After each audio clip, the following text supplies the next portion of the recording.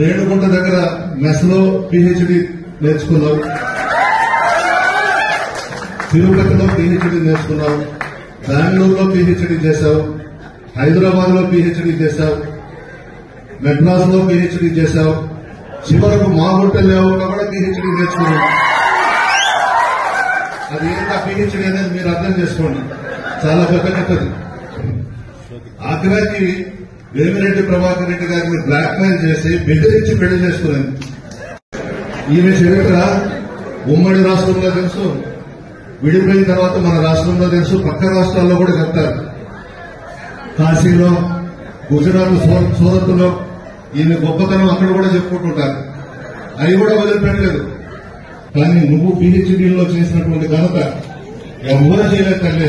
నీ చరిత్రని ప్రసాద్ రెడ్డి గారు అడిగారు, ప్రభాకర్ రెడ్డి గారిని పెళ్లి చేసుకోకముందు నీ చరిత్ర ఏందమ్మా అని అడిగాడు చంద్రబాబు ప్రసాద్ రెడ్డి గారు. ఆ ప్రభాకర్ రెడ్డి కూడా మనసు బాగుండట్లేదు, మొహం అంతా ఇప్పుడు దిగాలేసేసి పడున్నాడు.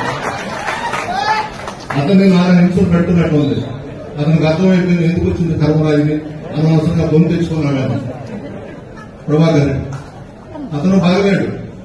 నేనైతే ప్రభాకర్ రెడ్డికి ఒకటే చెప్తున్నా, ప్రభాకర్ అన్నా నువ్వు నిద్రలో అన్నా సరిపోతావు, బయటన్నా ఎక్కడో దగ్గర నిన్ను లేపేస్తా, జాగ్రత్తగా ఉండు. ఆ రాత్రి నిద్రపోయేటప్పుడు నీ దగ్గర 1000 కోట్లు ఆస్తులున్నాయి, నువ్వు మంచివాడు అని చెప్పి నెల్లూరు జిల్లా అనుకుంటున్నారు, నీకు మంచి తెలివితేటలు ఉన్నాయని అనుకుంటున్నారు. ఆ చేతుల్లో చిక్కుపోయిన ప్రభాకర్ రెడ్డి నువ్వు.